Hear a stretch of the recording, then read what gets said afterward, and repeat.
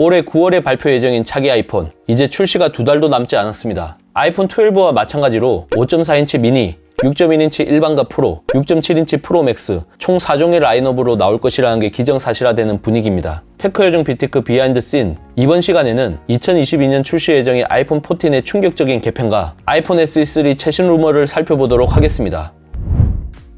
현재 아이폰은 크게 4개의 모델로 라인업이 구성되어 있습니다. 야구에 비유하면 1, 2번의 테이블 세터와 3, 4번의 클린업 타선을 생각하시면 됩니다. 최상의 라인업처럼 보이지만 문제가 있습니다. 5.4인치 아이폰 12 미니의 판매량이 너무 낮다는 겁니다. 아이폰 12는 애플 최초의 5G 폰이라는 특수에 힘입어 출시 7개월 만에 1억 대를 판매하는 기염을 토했지만 미니는 전체 판매량의 5%에 불과할 정도로 부진한 모습을 보여줬습니다. 천하의 애플이 삼성 디스플레이와 맺은 패널 주문 계약에 맞추지 못하면서 최근 2년 동안 애플이 삼성에게 지급한 보상금만 2조 원에 달할 정도이니 제주는 애플이 넘고 돈은 삼성이 받는다는 표현이 딱 맞는 거죠. 야구로 치면 높은 타율, 출루율을 기대하고 1번 타자를 FA 2년 계약으로 영입했는데 기대 이하의 성적을 보인 겁니다. 애플 소식에 정통한 블룸버그 마크 거만과 TF 인터내셔널 증권 밍치권은 2022년에는 아이폰 14 미니는 출시하지 않고 단종될 것이라 예측했는데 이는 지극히 당연한 행보인 거죠. 하지만 6년 만에 찾아온 슈퍼사이클에 힘입어 승승장구하고 있는 애플의 행보를 볼 때 라인업이 축소될 가능성은 희박합니다. 루머에 따르면 2022년부터 미니 대신 맥스 라인업이 신설될 가능성이 높은데요. 아이폰 14부터는 6.1인치가 가장 컴팩트하고 가벼운 제품이 되는 것이며 원래 팀에서 2번을 맡았던 타자가 1번을 맡게 되는 것입니다.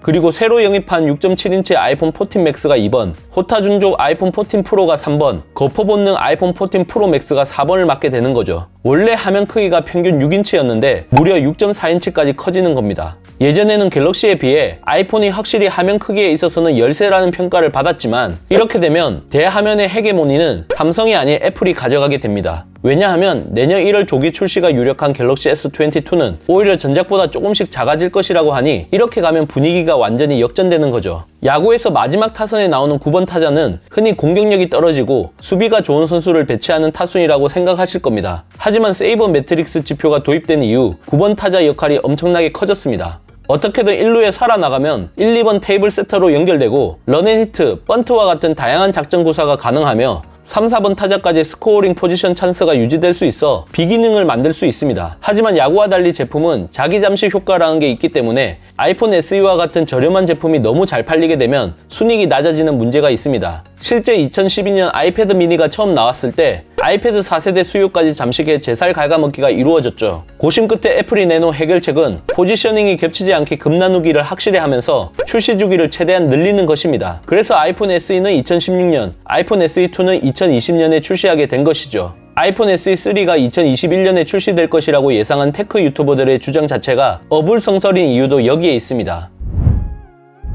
이미 지난 영상에서 얘기해 드린 것처럼 아이폰 SE가 저렴하게 나올 수 있는 이유는 바로 단종과 재활용이라는 두 가지 키워드 때문입니다. 2020년 4월 출시된 아이폰 SE2는 아이폰 8의 단종과 더불어 출시되었는데요. A13 바이오닉 프로세서와 3기가 램을 제외하면 아이폰 8 대부분의 부품을 재활용했습니다. 애플이 이와 같은 정책을 고수한다면 결국 현재 판매 중인 제품 중 하나가 아이폰 SE3의 모태가 될 수밖에 없다는 얘기죠. 삼성전자 무선사업부 출신 BPD가 보기에는 아직까지는 100% 신뢰할 만한 루머는 없는 것 같습니다. 디스플레이 컨설팅 전문기업 DSCC 창업자 노스영의 주장만 봐도 그러합니다. 지난 4월 아이폰 SE3가 노치가 없는 펀치홀 형태의 6.1인치로 2023년에 나올 것이라고 주장하다가 최근에는 익명의 소스를 인용하면서 아이폰 SE3 화면 크기가 5.7인치가 될 것이며 2024년 출시로 연기됐다고 말 바꾸기를 펼쳤습니다. 그런데 이건 좀 이상합니다. 지금까지 출시된 아이폰 라인업을 보면 5.7인치는 없고 아이폰 X, XS, 11 프로가 정확하게 5.85인치로 나왔습니다. 그렇게 되면 기존 제품의 패널 재활용이 아니라 새로운 패널을 개발한다는 얘기가 되는데 이럴 경우 급격한 가격 상승을 피할 수 없기 때문에 현실성이 떨어집니다.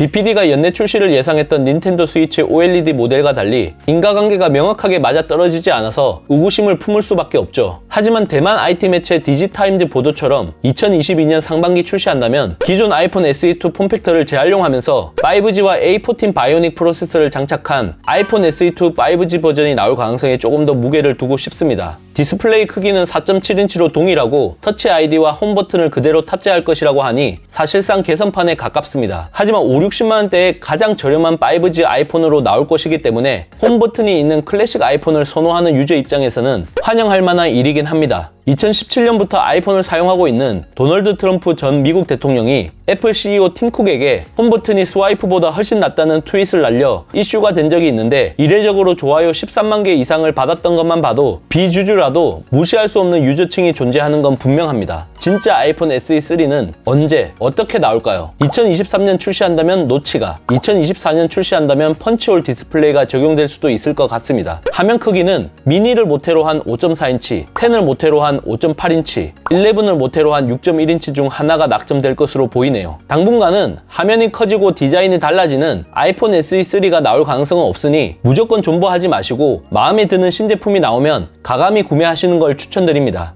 여러분들의 생각은 어떠신가요? 이번 영상 잘 보셨다면 좋아요, 구독, 알림 설정 부탁드립니다. 영상 제작에 큰 도움이 되니 잊지 말고 눌러주시는 센스. 테크 요정 비티크 비하인드 씬, 다음 영상도 많은 기대 부탁드립니다. 감사합니다.